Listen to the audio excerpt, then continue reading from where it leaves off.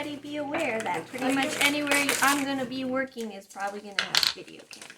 I had to edit the entire video out.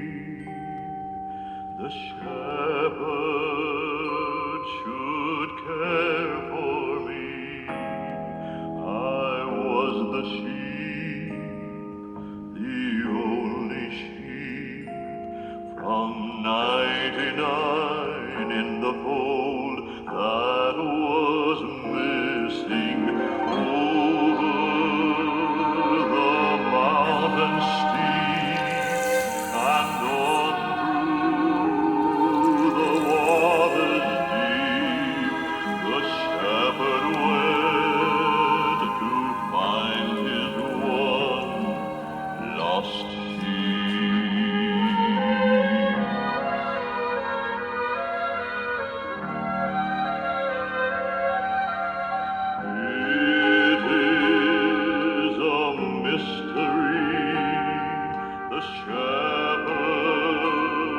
Should cry for me. I was the sheep while sound asleep. I heard his voice, where are you? I must find you. Why did you go astray? Oh, why did you from me stray? The shepherd cried in agony for me.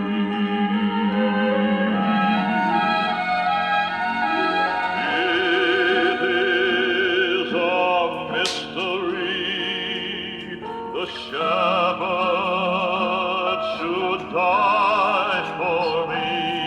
I am the sheep he wants to keep. He gave his life so that I might go freely. He is a loving God, this shepherd my life has brought. This mystery, a wonder is to me.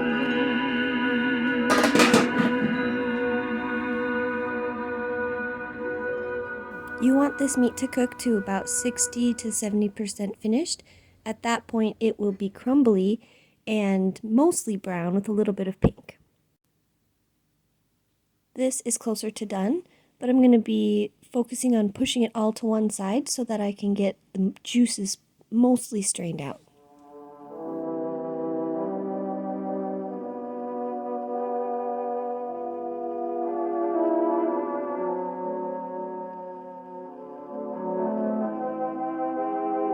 With all of the meat pushed to one side, I can take off the top of the meat mountain so I have the driest meat I'm putting into the jar.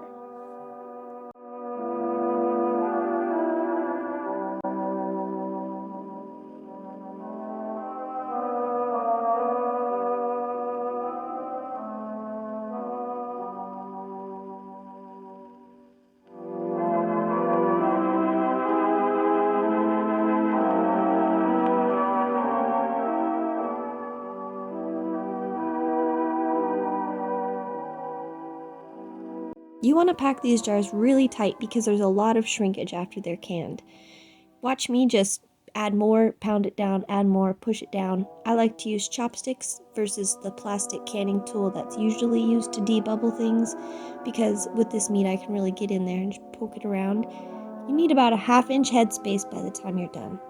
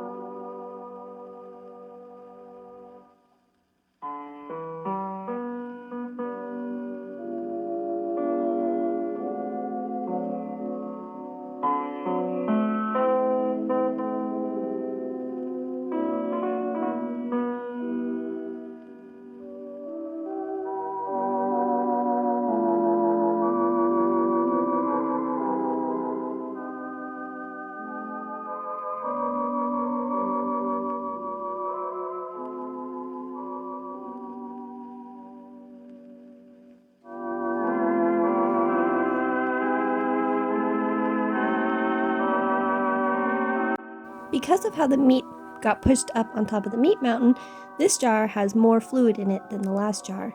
So I'm going to do my best to get as much of that liquid out as possible. Awkwardly, here I stand with the spoon holding all the meat in and just a little bit of dribbly juice coming out.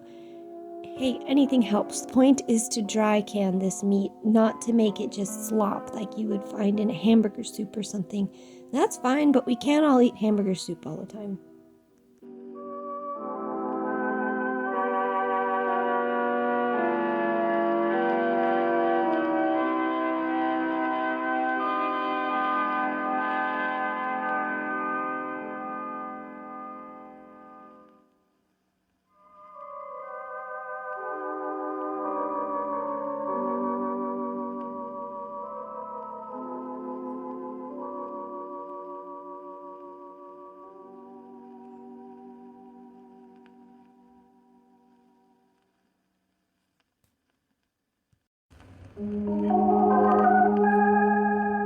Life is like a mountain railroad with an engineer that's brave. We must make the run successful from the cradle to the grave.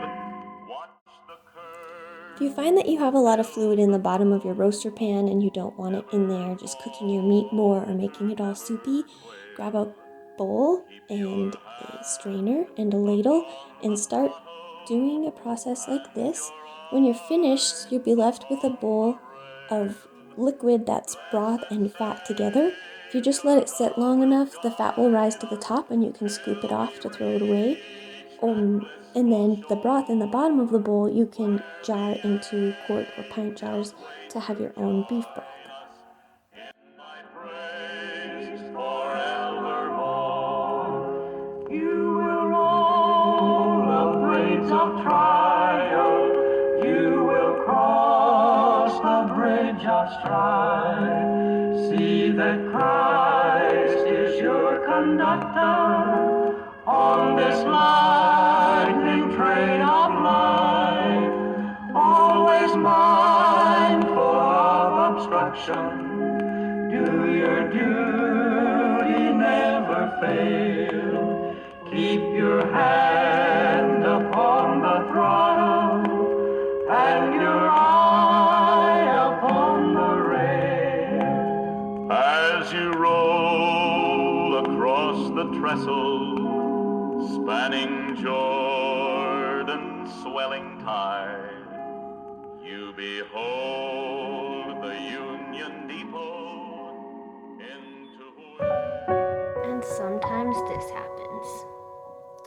A busted jar, not even processed yet, filled with meat. Oh. Hey, this is a good evening, isn't it? I'm enjoying this. My time is your time. Okay, here's a brand new song. I hope you really like it because we really like singing it.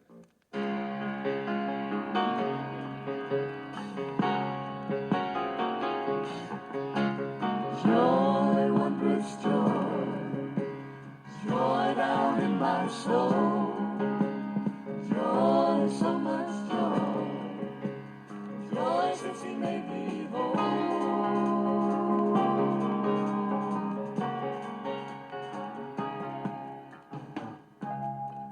I'm just filling my pressure canner up with about 2 inches of water.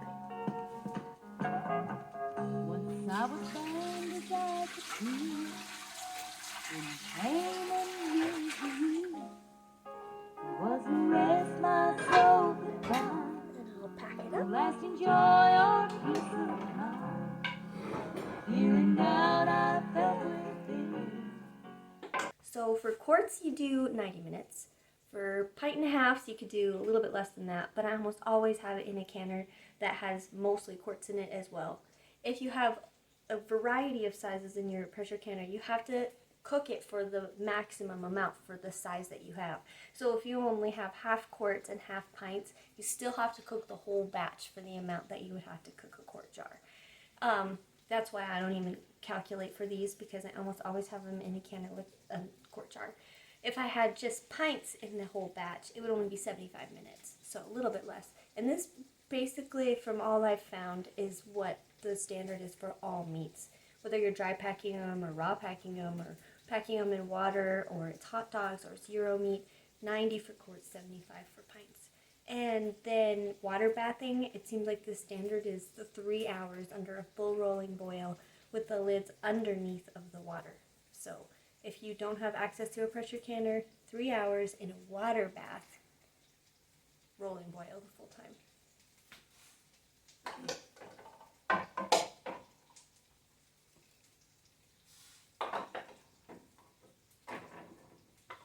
Now that one's full. Where's my lid?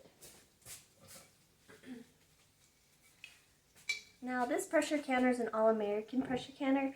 It has a tapered edge that fits inside of the pot, creating the seal. You don't have to have a rubber gasket seal for this kind of canner, but because of that, you have to put a little bit of petroleum jelly on the edges so that the metal doesn't seize together from it being so hot and pressurized. And you just need a little bit.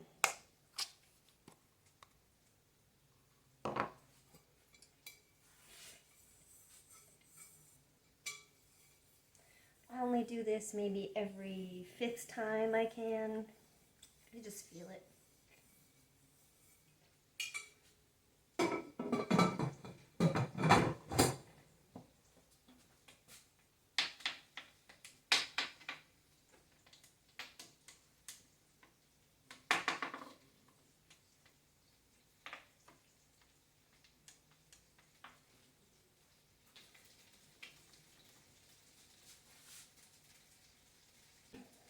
Alright, I've got my burner on and my vent open. I'll bring you back when it's venting so you can see what that looks like. Alright, this is venting. So when you say in a recipe, vent for 10 minutes, first you bring your canner up to a heat that starts to push the steam out of it, and then you set a timer for 10 minutes.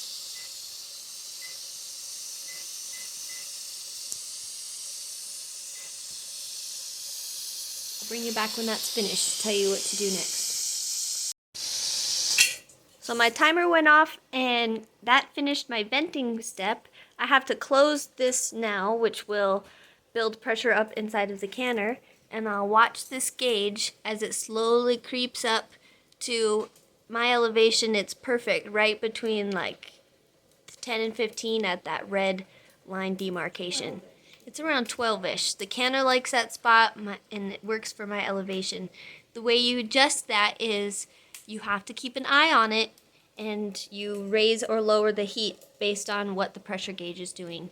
When I can, just so I don't forget to check it and get distracted doing something else, I set a 5-minute timer for the whole time that it's canning, so I can come back and check it based on the timer and not my own remembrance, because that's not reliable. I hope that little tip helps. Okay, pressure valve is closed. My pressure is built up to my elevation sweet spot. I've lowered the burner a little bit so that it maintains that pressure. And now is when you start your processing time. So the processing time for this batch of meat, mostly in quart jars, is 90 minutes. Then you watch it.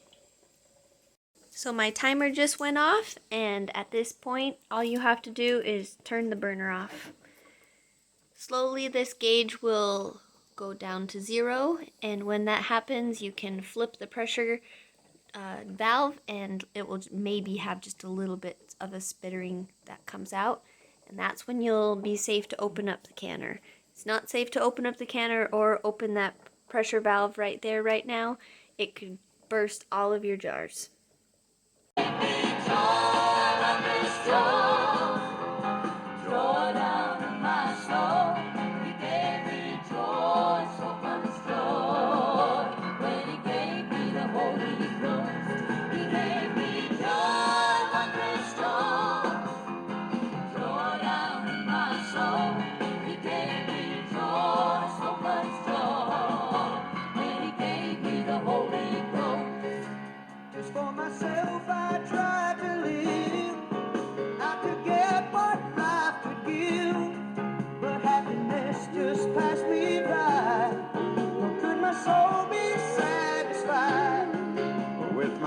stretch to the sky. I let the tears